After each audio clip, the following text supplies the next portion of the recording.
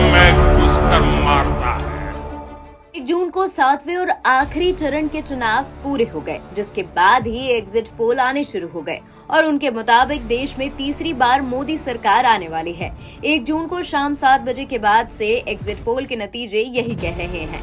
Exit poll में खुद को 295 से ज्यादा सीटें देने वाला विपक्षी गठबंधन इंडिया को मायूसी हाथ लग सकती है। उन्हें किसी भी पोल में बहुमत मिलता नहीं दिख रहा है। तमाम एग्जिट पोल के अनुसार बीजेपी की अगुवाई में एनडीए पूर्ण बहुमत के साथ वापसी कर सकता है। हालांकि असल परिणाम 4 जून को आएंगे।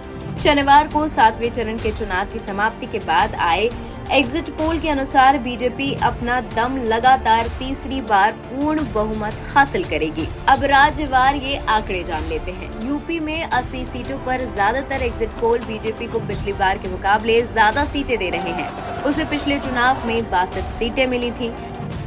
अब पोल ऑफ पोल्स क्या कहते हैं वो जान लीजिए। इंडिया न्यूज का एग्जिट पोल कहता है कि एनडीए को 69 और इंडिया को 11 सीटें मिलेंगी।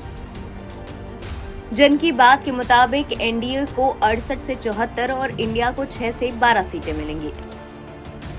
रिपब्लिक भारत के एग्जिट पोल के मुताबिक एनडीए को 69 से 74 और इंडिया को 6 से 11 सीटें मिलेंगी। अब बात उत्तराखंड की करते हैं। उत्तराखंड में ज्यादातर एग्जिट पोल पिछली बार की तरह बीजेपी को 5 सीटें जीतने का अनुमान लगा रहे हैं। जन की बात न्यूज नेशन टाइम्स नाउ के मुताबिक बीजेपी सभी सीटें जीत सकती है। अब आते हैं बिहार पर। बिहार में एनडीए को कुछ सीटों पर नुकसान का भी अनुमान है।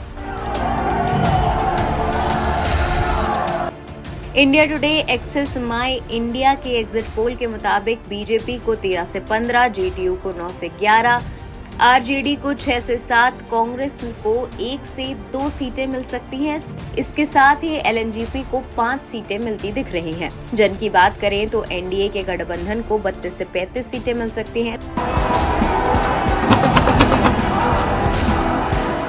अब आते हैं दक्षिण में, जहां बीजेपी ने अपना कुनबा मजबूत किया है।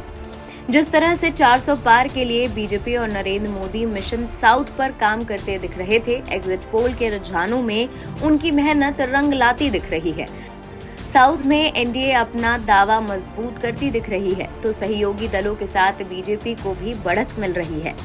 तमिलनाडु और केरल की बात की जाए तो रुझानों के मुताबिक बीजेपी यहां काफी हद तक बढ़त बनाती दिख रही है। वो न सिर्फ वोट फीसदी में बढ़ोतरी करने में कामयाब रही, बल्कि कुछ हद तक सीटों में भी उसे तब्दील किया। केरल और तमिलनाडु में पिछली बार उसका खाता तक नहीं खुल सका था।